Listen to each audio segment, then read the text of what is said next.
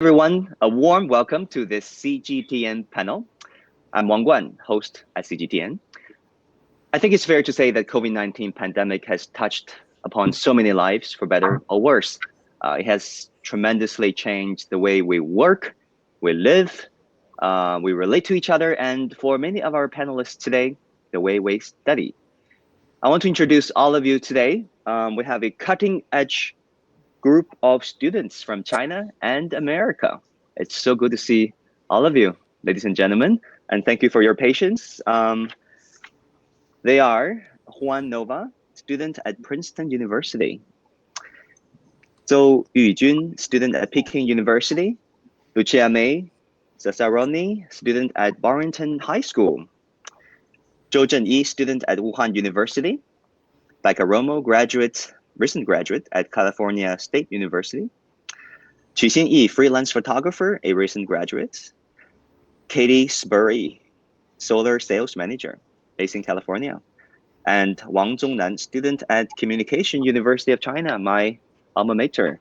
Good to see you, Shidi.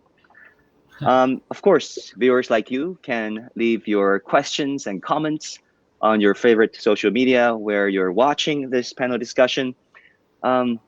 Again, welcome to all of you. So good to see all of you. I want to start by inviting each of you to give a brief introduction of yourself and really share with our viewers around the world what it has been like having online courses, more of online courses, having so many remote learning experiences. What are those experiences like? Why don't I start with you, Zhenyi?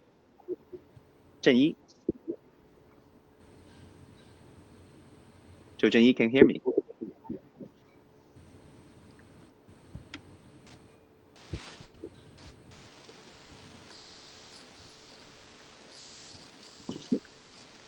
All right, so I think, Juan, can I start with you instead? Of course. So, hi, my name is Juan Nova. I am a rising sophomore at Princeton University from Florida in the United States. I am hoping to study public and international affairs with a certificate in the history and practice of diplomacy. I think adjusting to studying and learning in the times of COVID-19 has been an interesting one. Difficult, definitely, but with the support of friends, family, and hardworking professors and administration, it's definitely been something that I've been able to pull through successfully thanks to the hardworking effort of them. Juan, what has been the most difficult part? You said it was difficult. I think, honestly, the adjustment in time and time management, going from dorm life where everything is more structured, going to class at a certain time, getting lunch at a certain time, it placed a lot more responsibility upon myself. Some classes were pre-recorded, so finding the time during the week to watch the lectures and take notes. Certain precepts had changed times, so finding time, making sure I could adjust my schedule to get up maybe in time for the precepts, or make sure I'm keeping time during the day to go to those courses and do the homework and other studying necessary. But it was definitely something that professors were very flexible with. Great. Katie. Hi. So I'm Katie. I am from Utah in the United States, but I currently live in San Diego, California.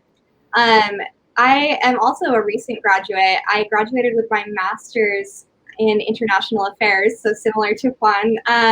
And I graduated from UC San Diego just a year ago. So I think I actually beat COVID-19. I haven't had any online classes since I graduated a year ago, but I have had kind of a unique and fun opportunity. You're lucky. I am, right? I feel very lucky for that. I have had a cool opportunity to study a religion course with one of my friends who's currently a student, though. So we did that together and had a little online learning of our own. So you had a proper, real graduation ceremony. I did. I was very lucky. That's the envy of so many of your, juniors. Yes. Yeah, I have so many friends who didn't get to have a proper one, and I feel so bad, but they've done a great job making the best of it. Okay, Eugene, what about you? What has your experience been like? Okay, so hi everyone. My name is Eugene. I'm a second-year PhD student in Peking University studying African studies. So for my experience, actually, because I'm already second-year PhD student, so I don't need to take any course, but I have to be teaching assistant. So I'm TA for the course. So it's really a hard time for me, seriously, because I have to help with everyone to deal with their technical problems. And also I have to, to try to manage the online course with like 30 or 40 people together online. Yeah. And yes, it's really a hard, but still it's very funny because I remember because of the online format, actually some students that we will feel more relaxed, so they can speak more actually. Yeah. So they can cut themselves some slack. Do you think they're less motivated and less serious about their assignments? Eugene? Sorry. So, yeah. So you're saying that some students, cut themselves some slack. They're not working as hard. No. I didn't do that. It's because when we are in the classroom, some of them will feel more strict, right? Because they will have eye contact with the teacher. But when we are online course, actually they feel more relaxed. They will be more willing to speak more. Okay, interesting. Tengnan, what about Hello. you? What do you want to share with us? Hello, it's a fantastic pleasure to be here meeting with you guys. My name is Tengnan, a junior student at Communication University of China, majoring in international journalism. Well, last semester is basically the last semester in our university for us to take in classes, fortunately. And another lucky thing is we take our first chances ever to take the online courses, and it's quite interesting and fun. And just as Eugene mentioned, it's more relaxing. And another thing is we can manage our own time more easily. For example, I can take more courses from not only my university, I also take courses from Tsinghua University. I can learn a lot based on online classes. But do you feel that the curriculum has been as rigorous as they would have been offline? I mean, you said relaxing. I mean, Eugene talked about how relaxing the atmosphere is like. But do you think you guys worked as hard? You learned as much? It really depends. It really depends on how you treat the classes. For example, because I take many classes and I set my own timetable really busy. But there are other people that they take their leisure times to do other things. It really depends on how we treat our. Yeah, I think like Juan said, time management is really key. Becca, welcome. You're based in Los Angeles, California. What has it been like over there? And share with us your experience. Yeah, so my name is Becca Romo. I'm a recent graduate from California State University, Bakersfield. I live in Los Angeles, like you said.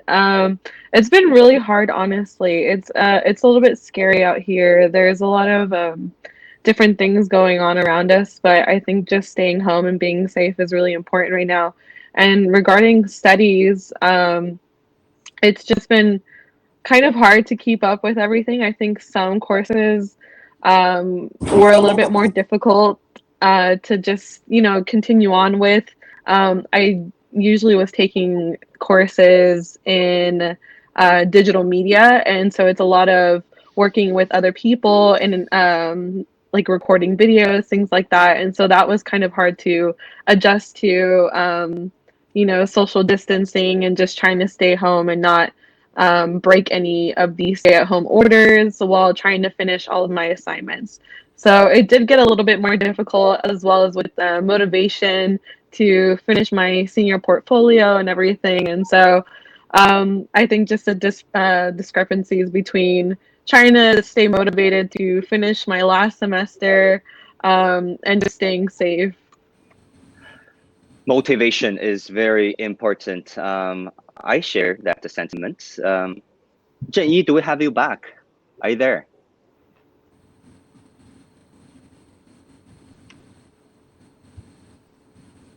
All right, I think I will get back to Zhenyi a bit later on. Xinyi, how are you? Yeah, I'm good, thank you. Welcome to this panel. Yeah, so it's really nice being, and I'm being freelance for a while, but I also got a full-time job working at a design school in Shanghai. So luckily, I also had some experience to share about the online courses because I also help to manage some online courses in our school. And I think one of the most difficult thing to learn online is to maintain this kind of, eye contact and the communication. So there's an interesting professor of our school. When they are having these online courses, he will set up a theme so that the students will change their backgrounds every time when they have the classes. So for example, I remember last time the theme was alien. Everybody changed their background like in the space or whatsoever. So this is a really good way to keep the students, awake and excited. Yeah, so we've been through this and we're working well. Luckily. Yeah, I hope all goes well. Thank you for sharing with us your experience. It's very unique. Lucia, do we have you with us? Hello, Lucia. Can you hear me? All right, guys. Let's move on. I mean, it cannot be all good, right? For example, today we're trying to connect with you guys, and it took quite a while. I thank you for all your patience. But this is the state of television these days. You connect with your guests virtually.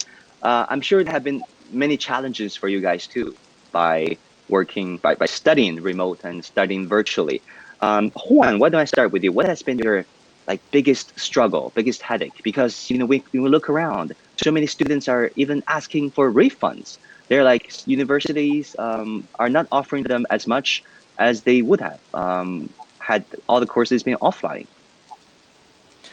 Yeah, definitely. That's been something that me and my friends, when we're talking and everything, it's been a sentiment that's pretty universal, right? That online courses haven't really had the same connection, the same experience as in-person courses. You don't have the same interactions you are having with people in your class, the people you're sitting next to.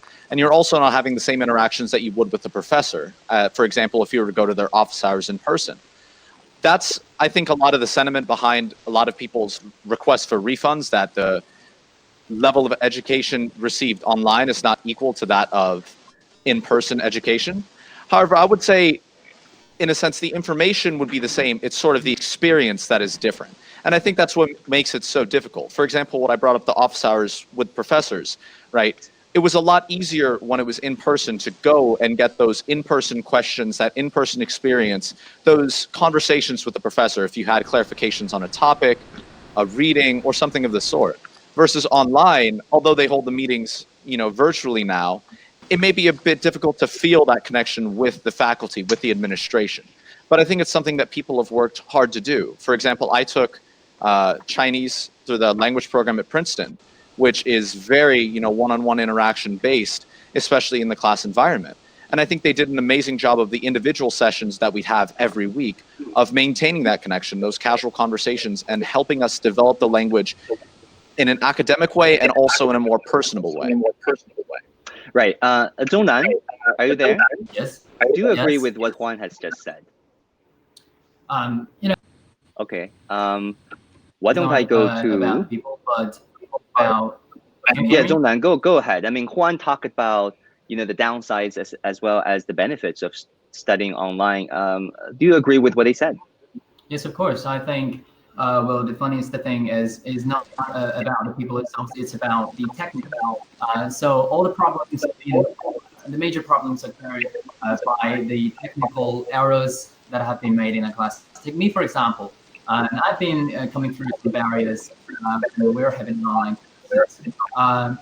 When people, especially when they don't have a well internet connections, they cannot hear what they're saying from each other. So last time when my teacher and one of my classmates are taking questions and answer sections, they basically cannot hear from each other. So they keep continuously talking without knowing that other people are saying. So it's quite funny because they don't know what's going on. And it seems that like they're having a fierce war fighting against with each other because their voices overlap with each other. Yeah. And the techniques problem always occur, just like what we have experienced just now. But I think it could always overcome this in the future. It will be maybe the more things. That's it. Yeah. So that's really unfortunate. Hopefully we'll have more and better technology. Zhenyi, are you with us? you study at the University of Wuhan, the epicenter of the coronavirus. What has it been like trying to, uh, preventing yourself and your family from getting infected while, keeping, studies alive? Can you hear me? Yes, I can hear you. Go ahead. Yes, I can. Okay. I think I studied in Wuhan University, but well, fortunately, I went back home to Chengdu and left Wuhan on January 22nd, just the day before the lockdown. So during the online courses, I study at home, and I actually find that online studying can also be a very useful tool for students, especially when they are distant from the classroom. And actually, I do not find my efficiency or productivity very much affected by the online study. So actually, I find it quite acceptable, and also I think it's really a great and precious way for people to study at home. And it may have invented a new approach for students to get knowledge. Maybe in the future, that this online study can be a new normal. Right. I want to shift gears a little bit and talk about employment. Some of you are recent graduates. Many of you will have to find a job sooner or later. Katie, you're a recent graduate. How has the pandemic affected the job market over there? From speaking both from your experience and the experience of your friends. Well, you asked the right person if you want kind of a horror story. So, I had my dream No worries, job. we want the true story. Perfect. I'll tell it as true as I can. So I had my dream job when I graduated with my master's. I became the director of marketing for an amazing startup called Story Project that was helping social entrepreneurs change the world with their business. Unfortunately, that startup ran out of funding in February of 2020, which is right as the COVID-19 was hitting the US pretty hard. And so we ran out of money. I got laid off and faced the strangest job market I have ever encountered. I had quite a bit of work experience prior to my master's, and I expected to be able to find a job very easily. But it has been an extremely difficult job search. So I did end up finding another job in June. It's not the same industry. It's a very different type of job. And it's been tough, to be completely honest.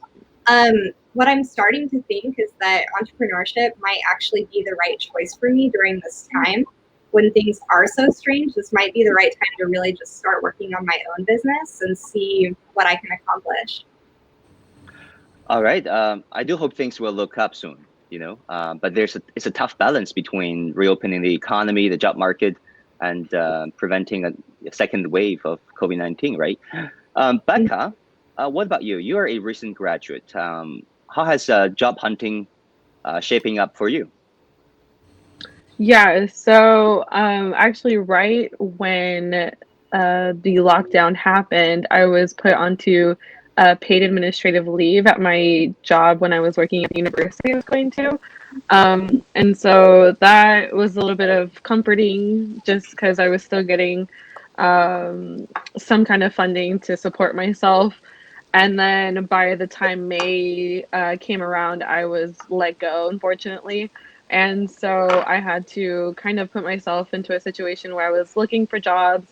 Um, Unfortunately, I haven't been able to find anything in my field. A lot of jobs are actually letting go employees rather than hiring some. I did get an unpaid internship, so I feel like I'd be able to use that for the future to still continue my learning in my field and then hopefully be able to build my resume and become more employable to employers once the situations get better. I do hope that that's the case. I mean, building up your resume never hurts. Eugene, you're a PhD student at Peking University.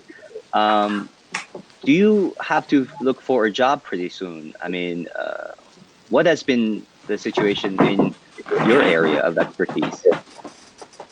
Okay, so because I'm right now teacher student, so sorry, I don't need to think about it right now. But I know that from some of my cohorts that either graduating this year, I know that the job market is kind of difficult, it's totally different. Like, so for some PhD students who used to want to find a job in the academia field, maybe there are enough positions for them, so they may try to turn to other industries. So that's a big challenge for us.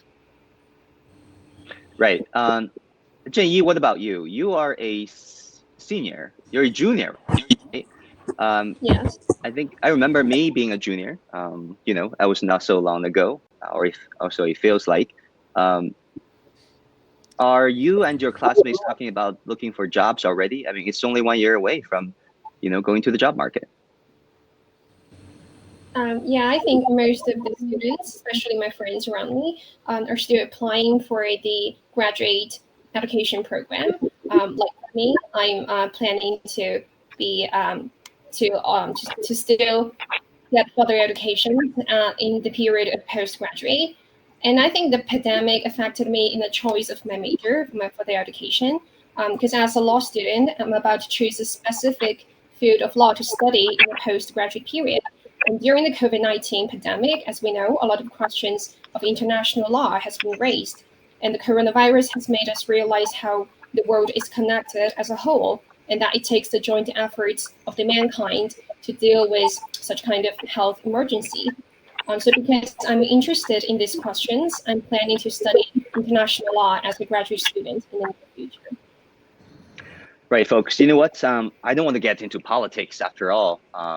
We're in the business of education. It's all about learning and, being happy. But the state of affairs is that we have a confrontation between China and the US. Wherever you look, the closing of consulates, trade, economic confrontation. Tengnan, why don't I start with you? How do you look at this, this tit for tat, this downward spiral in US-China relations? I assume you have friends in America as well, and many of you and or your classmates may want to study in the US. And how has this current state of relationship affected your study plans?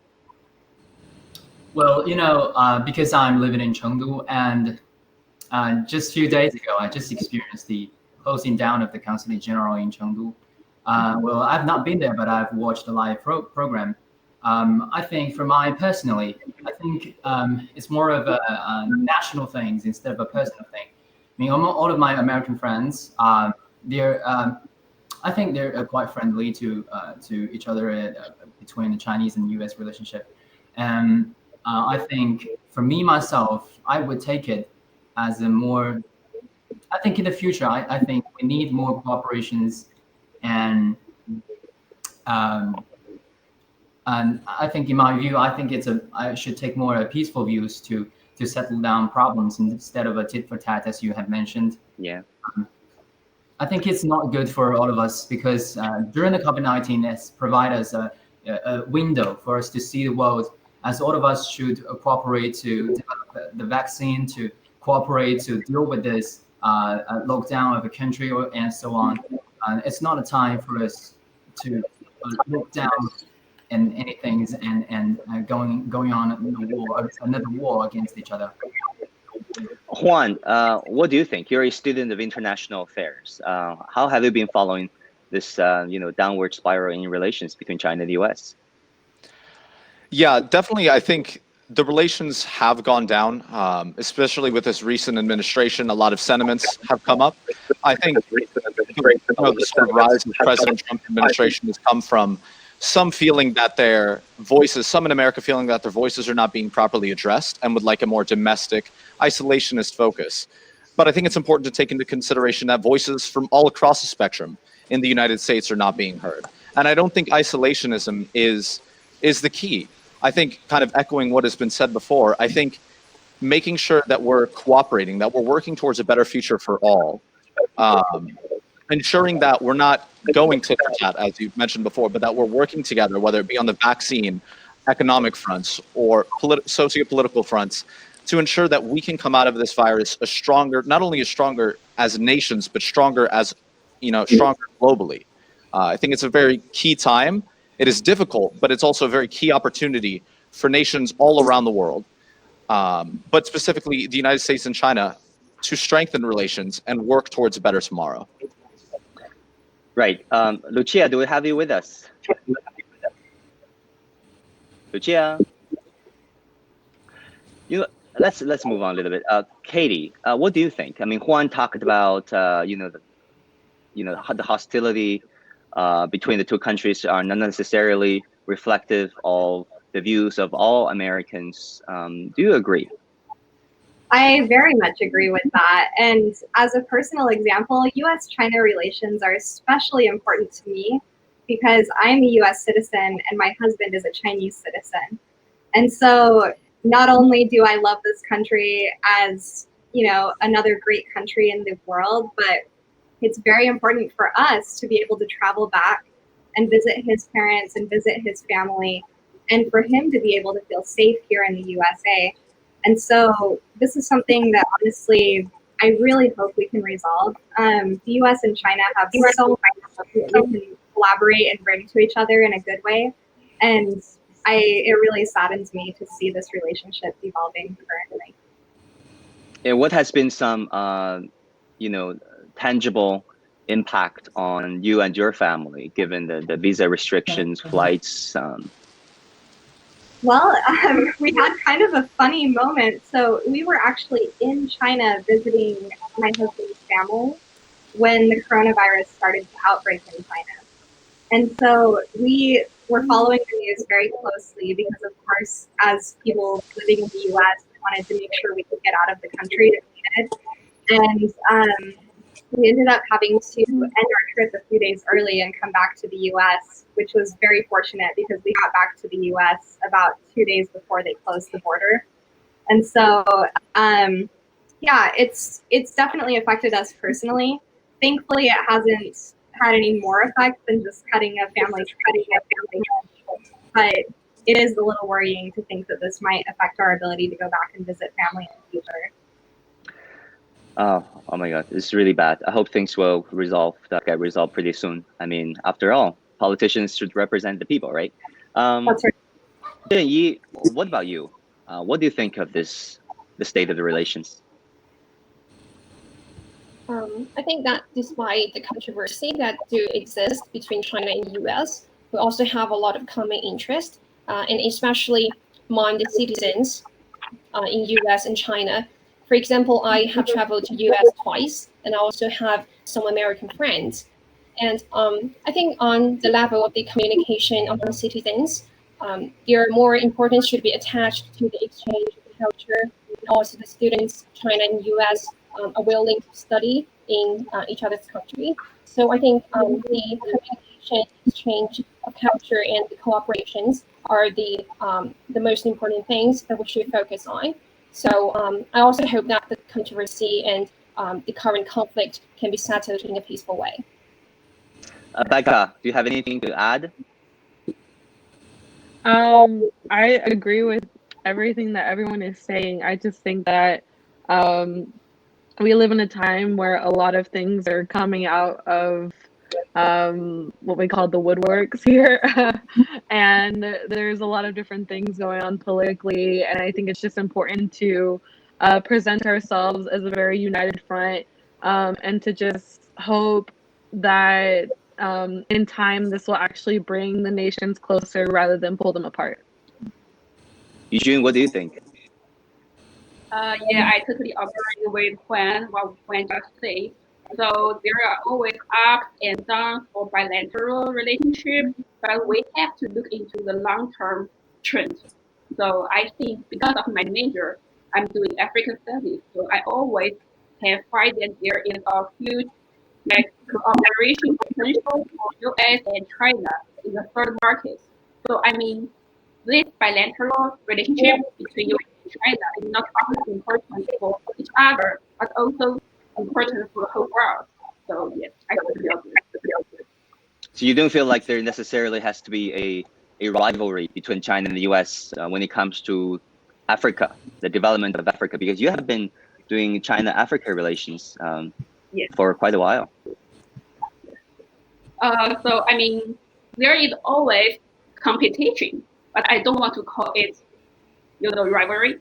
there is always competition, but competition is good, but not rivalry. Good points. Very good perspectives, guys. Coming out of this COVID-19, there has been, even before this pandemic, there has been debates about whether or not societies, cultures, people, and nations should come closer together or, go further apart. But unfortunately, what we've seen so far is there has been more division than unity among nations in the light of this pandemic. Think about, say, the vaccine development, think about restrictions on visas, flights, think about rising borders, protectionism in trade, technological access bans. What kind of a future do you want to see? Why don't I start with you again, Juan?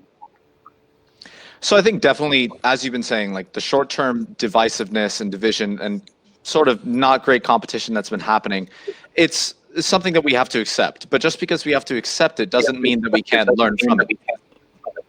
Sorry? Yeah, go ahead, Juan. Okay.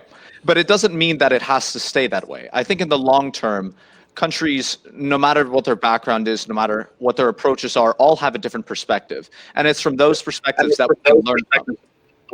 we can learn from. And moving into the future, I think the cooperation and understanding of perspectives, maintaining an open mind, no matter who we're talking to and who we're cooperating with, is going to be key. Because, I live by a saying, right? Life is a classroom and death is its graduation. No matter who you're talking to, there's always a lesson. No matter what you're going through, there's always a lesson that can be learned and a way for you to grow. And I think that can apply in this sort of international level too. Countries are going to be interacting with one another. They're going to be learning things throughout this process because it's very unprecedented. And I think that's very key moving forward. Now, what do you think you can do personally to contribute to, where you want things to go? Juan? I think personally, it's kind of taking the time to educate myself. I'm not in a position, just a rising sophomore. I still have a lot of years before I end up going into my career, getting involved with politics and stuff like that. However, I think taking the steps now to educate myself, keep an open mind, and have these very important, albeit difficult discussions will help me in the future as personally I begin to hopefully make an impact in these problems. Tengnan, what about you? What kind of future do you want to see? More unity, or do we have to come to terms with the fact that there is more division? Of course, the global human like the process of mutual learning. For example, like 40 years ago, approximately, China is learning from the outside world and decided to open up and reform. And I think this was the time that the world needs to learn something from China, because there are different systems in the world, and no system bears the pure advantages or disadvantages. I think China's system to deal with and handle the problems of COVID-19 is much of a significance, much of a should be learned by others. So I think in the future, different systems should have a mutual learning process with each other, and that will lead to the cooperation internationally. Right. I want you guys to hold on a little bit, because I heard that we've just had Qu Xinyi with us. Xinyi, can you hear me? Yeah, sure. Xinyi, are you there? Yes. Hello. I can. Hello. Okay, Katie. What do you think? I read a really good book over this COVID time. I don't know how many of you have read The Free Body Problem, but it's a great sci-fi book written by a Chinese author. And one of the messages that I took away from that book is the importance of seeing our planet as a unified entity, that we're not just individuals in competition with each other. And even at the national level, while competition can be good, it's not the end-all be-all of why we're here. At the end of the day, we all affect each other so much with the actions that we take, be they environmental or economical or you name it. And so what I hope is that as we learn and progress through this pandemic, we'll be able to see so many lessons, like Juan and Becca were saying, from the countries who are handling this well, and that we'll be able to implement the things that are going well. And hopefully that will bring a sense of unity throughout the world, where we realize that nobody is the smartest in the room. We can all learn from each other, and hopefully that will bring us together. Yeah, well said. Xinyi, sorry to have lost you. What do you think? What kind of future do you want to see?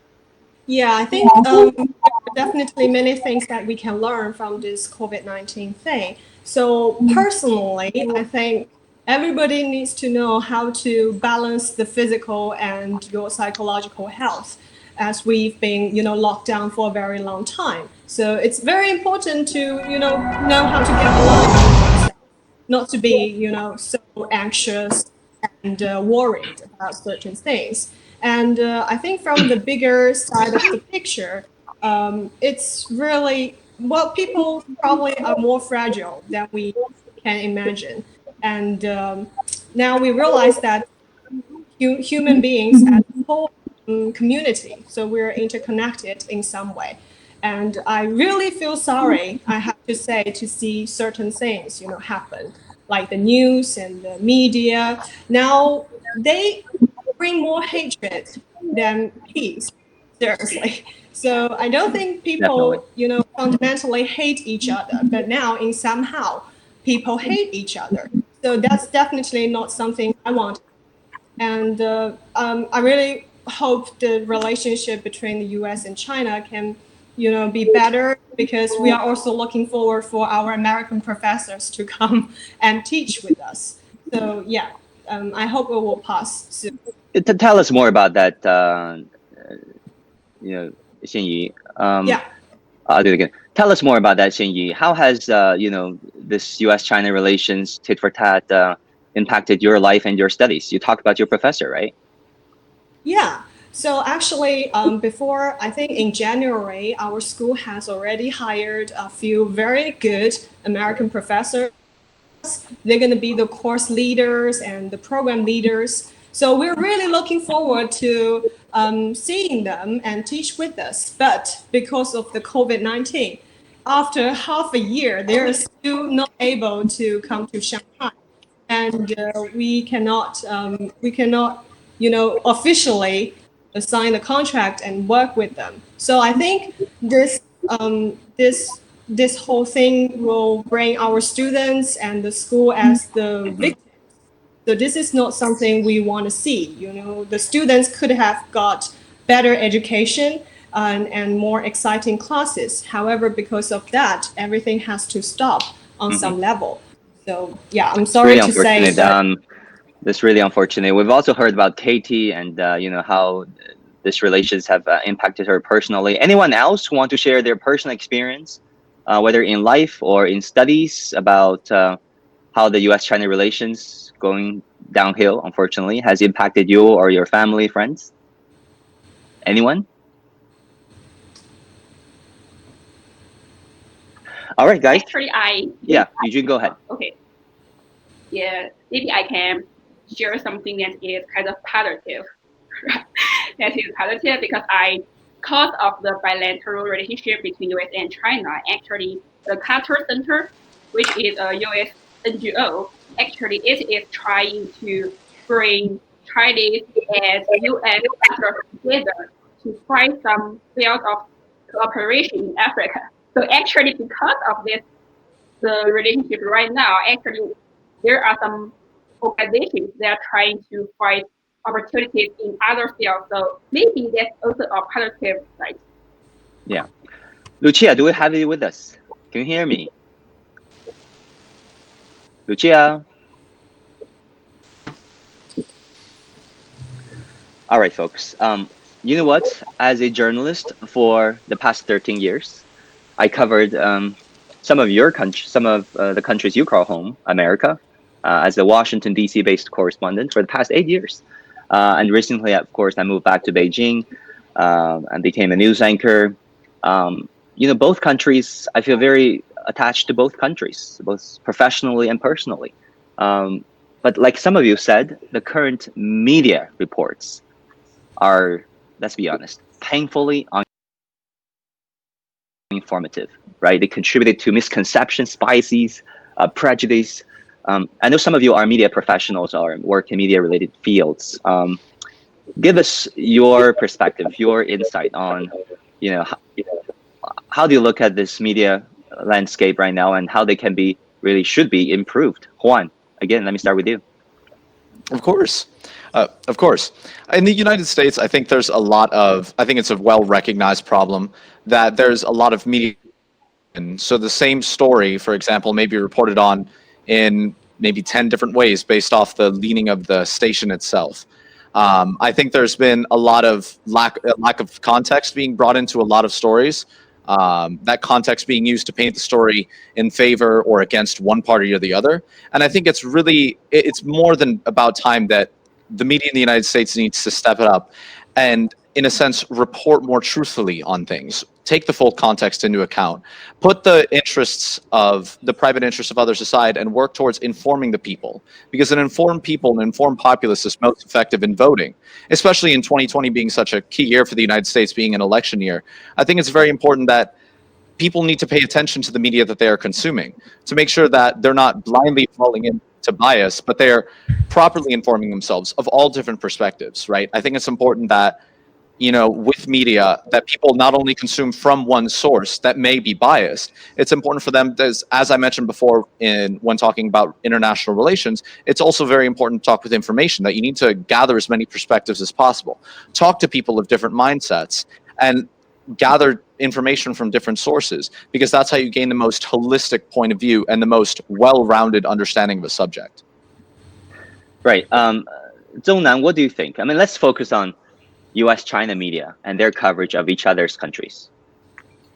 Oh yes, I have been following your program, the Reality Check, and I find thank you. It's so. How do you like it? Impressive. I like it so much. I think it is so impressive because on one hand, we need them most, but on the other hand, media are kind of platforms to express their own ideas and thoughts and pass on their own messages. But the thing is, I have been recently watching the news from Twitter and the platforms outside, and I find that so many misleading informations and rumors going around about Sino-US relations.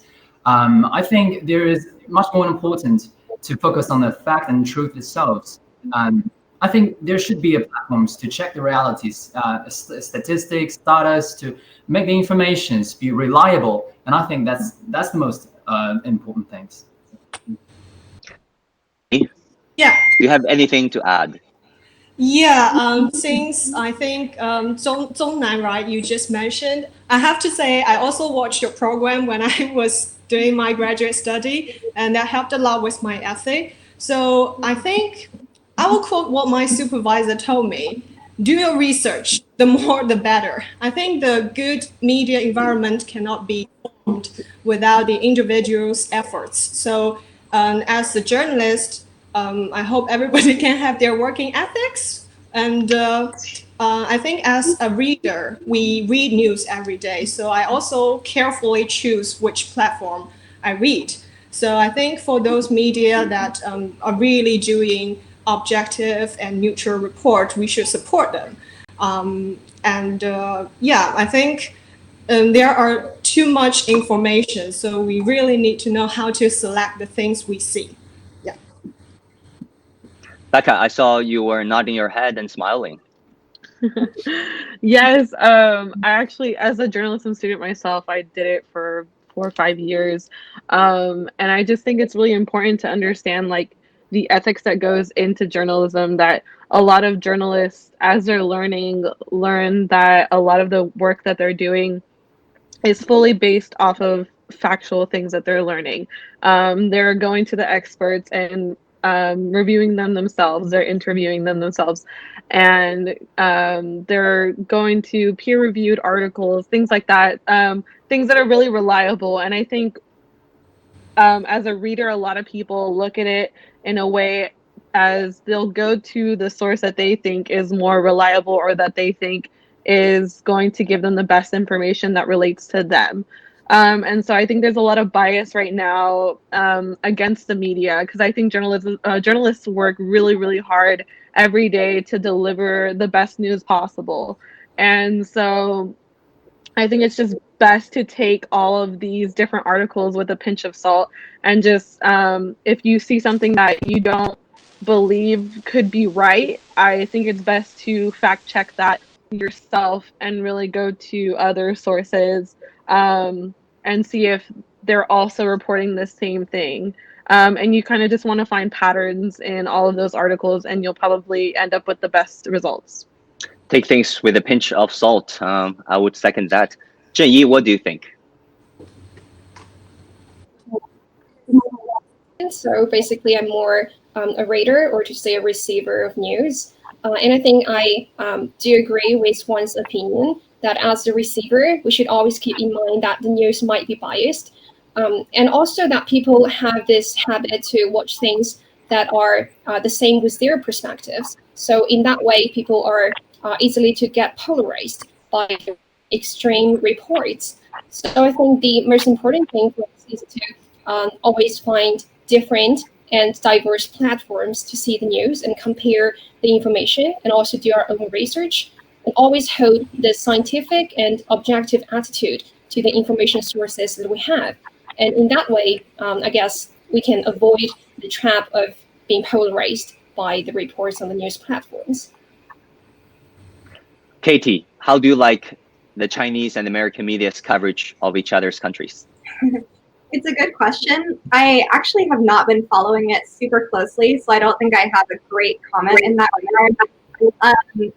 But I think in regards to news in general, the way that I try to think about it is I try to choose a really neutral platform to consume my own news.